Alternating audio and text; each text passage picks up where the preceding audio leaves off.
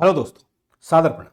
सभी बच्चों को आज मैं एक दिलचस्प विषय के ऊपर जानकारी दे रहा हूँ। वह दिलचस्प विषय अभी हाल के दिनों में प्रधानमंत्री के द्वारा नवनिर्मित राम मंदिर से जुड़ा हुआ है। वैसे तो धार्मिक बातें क्लास के अंदर नहीं होती है, लेकिन यहाँ पर जब धर्म ध्वजा का आरोहण हुआ, वहाँ हमने देखा कि एक जो ध्वजा बनाई गई है उस पर 3 आकृतियां अंकित की गई थी। एक कोविदार वृक्ष है, एक सूर्य है और सूर्य के भीतर ही ओम की संरचना रखी गई है।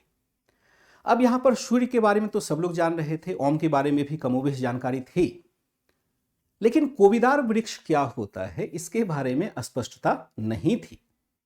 यहां ध्यान रखिएगा, जब राम मंदिर पर हाल ही में ध्वजारोहण हो रहा था तो ध्वजारोहण का मतलब है कि मंदिर का निर्माण अब पूर्ण हो गया है। जिस समय मंदिर बना था या बन रहा था, जब मंदिर का उद्घाटन हुआ था, उसमें वो पूर्ण नहीं था। अब यह मंदिर पूर्ण हुआ है और इस ध्वजारोहण के माध्यम से एक सभ्यता अपनी अमरता की घोषणा कर रहा था। यहां पर जो प्रतीक चिन्ह है उसमें से कोविदार वृक्ष की तो मैं बाद में चर्चा करता हूं, क्योंकि सबसे इंपॉर्टेंट वही रहेगा। लेकिन एक सूर्य और उसके अंदर जो हम ओम की आकृति को देखते हैं उसकी अगर चर्चा करें तो सूर्य का तात्पर्य होता है यह घोषणा करना कि भगवान राम सूर्यवंशी थे। वैसे जो सूर्य है वह शौर्य, तेज, पराक्रम और एक विशाल ऊर्जा को दिखाता है। और वहीं ओम क्या है? ओम सनातन संस्कृति के अध्यात्म, अनंतत्व, निरंतर परिवर्तन, निरंतर गतिशीलता का सूचक होता है, जो बताता है कि ओम यह स्पष्ट संदेश देता है कि सनातन कभी नष्ट नहीं होता, कभी इसका पतन नहीं होता, यह निरंतर चलता है और सृजनशीलता के साथ आगे चलता है। अब यहां पर अगर कोविदार वृक्ष की चर्चा की जाए तो कभी इसे हम अलग अलग रूप में पहचानते हैं, कभी पारिजात वृक्ष के रूप में पहचानते हैं, कभी कंदा मंदार वृक्ष के रूप में पहचानते हैं। ऐसे वृक्ष जिससे कि नीले और गुलाबी फूल बड़े ही चमकदार तरीके से प्रकट होते हैं, ऐसे वृक्ष को देव वृक्ष माना गया है।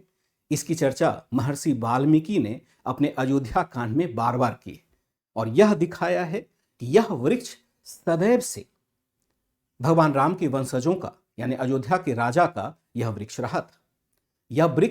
इस वृक्ष की कई विशेषताएं हो सकती है, केवल एक धार्मिक विशेषता नहीं है, बल्कि बहुत सारी विशेषताएं इसके साथ है। जैसे अगर पर्यावरण के हिसाब से देखा जाए तो माना जाता है कि यह पहला संकर वृक्ष है। संकर वृक्ष किसको कहते हैं? 2 वृक्षों को मिलाकर के बनाया गया नया वृक्ष। माना जाता है कि महर्षि कश्यप ने इस वृक्ष का निर्माण किया था, इस वृक्ष को उत्पन्न किया था। कैसे? पारिजात जो स्वर्ग में पाए जाने वाला वृक्ष था उससे और मंदार वृक्ष को मिलाकर के इसकी उत्पत्ति की थी। दूसरा परिप्रेक्ष्य इसका औषधीय भी माना जाता है। माना जाता है कि इस वृक्ष के पुष्प के सेवन से रक्त संचार सुदृढ़ होता है, घावों को भरने में सहूलियत होती है। चरक संहिता में इस वृक्ष की चर्चा इसी रूप में की गई है। तो धर्म ध्वजा में इसको स्थान देने का मतलब है कि हम उस सनातन परंपरा में जो वृक्ष दिखा रहे हैं वह तब से अब तक चला रहा। अभी भी यह वृक्ष आपको आमतौर पर देखने में मिल जाएगा। एक तरह से यह चिन्ह रामराज्य के सांस्कृतिक प्रतीक का चिन्ह था। जब हम यह वृक्ष स्थापित कर रहे थे ध्वजा पर, या जो भी विद्वान थे उन्होंने स्थापित किया, उन्होंने यह दिखाने की कोशिश की कि सनातन कभी नष्ट नहीं होता है। प्रधानमंत्री मोदी भी इस कोविदार वृक्ष पर एक अपना उद्गार व्यक्त कर रहे थे। वो कह रहे थे कि कोविदार वृक्ष हमें याद दिलाता है कि जब हम भूल जाते हैं कि हम कौन थे तो हम अपने स्वयं को नष्ट कर लेते हैं, अपने अस्तित्वहीनता का भाव उत्पन्न कर लेते हैं। असल में जब हमारी पहचान वापस आती है तो हमारे साथ पूरे राष्ट्र का गौरव भी वापस आता है। और जो राष्ट्र अपने गौरव को, अपनी पहचान को भुला देता है, वह कभी भी अक्षुण्ण नहीं रह सकता, वह राष्ट्र भी नष्ट हो जाता है। इसलिए हमें अपने विरासत पर गौरव करना चाहिए। कोविदार वृक्ष क्या हुआ? कोविदार वृक्ष एक ऐसा संकर पेड़ कहा जाता है जिसमें स्वर्ग के पारिजात वृक्ष और मंदार वृक्ष को मिलाकर के ऋषि कश्यप ने उत्पन्न किया था। और इस वृक्ष के नीचे जो बैठता है, इसकी छाया प्राप्त करता है, इसका सानिध्य प्राप्त करता है, वह सुख, समृद्ध, अतल गहराइयों से ऊपर, अतल ऊंचाइयों से ऊपर अपने ज्ञान को पाता है और अपने विज्ञान के माध्यम से यानी स्वास्थ्य विज्ञान के माध्यम से यह मनुष्य के लिए हमेशा फलदायी रहा है।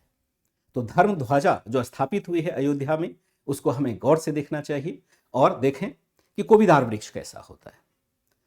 फिर मैं नए इंफॉर्मेशन के साथ अलग वीडियो में मिलता हूं। बहुत बहुत धन्यवाद।